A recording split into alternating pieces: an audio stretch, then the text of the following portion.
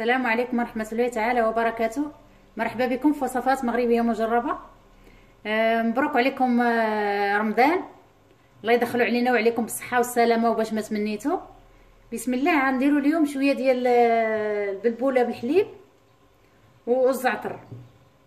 بسم الله. انا عندي دابا الماء دايراه تيغلي،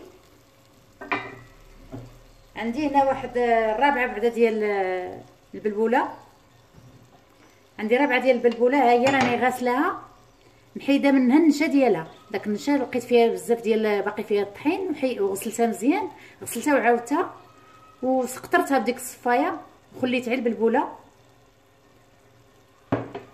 عندي الملحه، عندي الزعتر، عندي شويه زيت البلديه، عندي الحليب.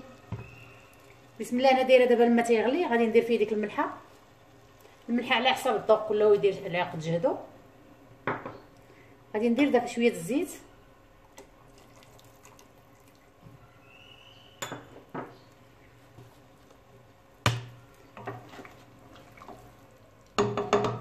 غادي ندير دابا ديك البلبوله،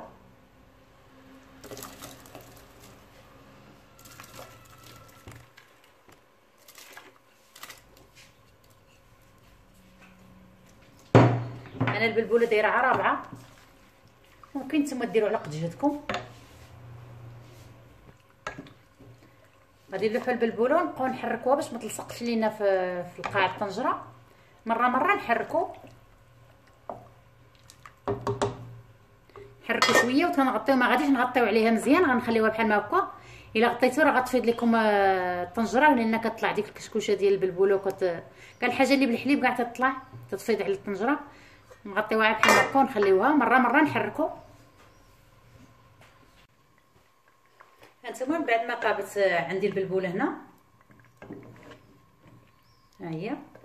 غادي نزيد دابا الحليب. بسم الله. غادي نزيد داك نص لتر الحليب اللي عندي. انا غنستنى عليها دابا حتى تتغلى وتعاود. نزيدها واحد 10 دقائق فوق مع الحليب ولا. وغادي نزيد الزعتر انا حكيتو بيدي، هانتوما كتشوفوه، حكيتو بيدي باش يعطي ديك الرويحه زوينه. راه كيجي زوين صحي وزوين الزعتر. والبلبوله حتى هي راه صحيه، عطيوها لوليداتكم في الفطور ولا في العشاء ولا هادي، عطيوها للوليدات.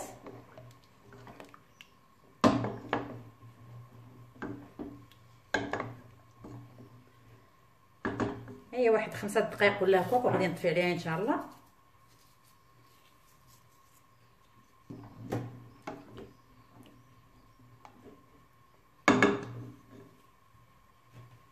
فاش نديرها؟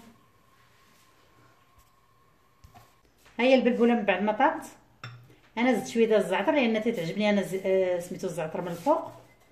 كنتمناو باش تجربوها وتشاركوا معنا على القناه ديالنا على اليوتيوب وتضغطوا على زر لايك، وشكرا.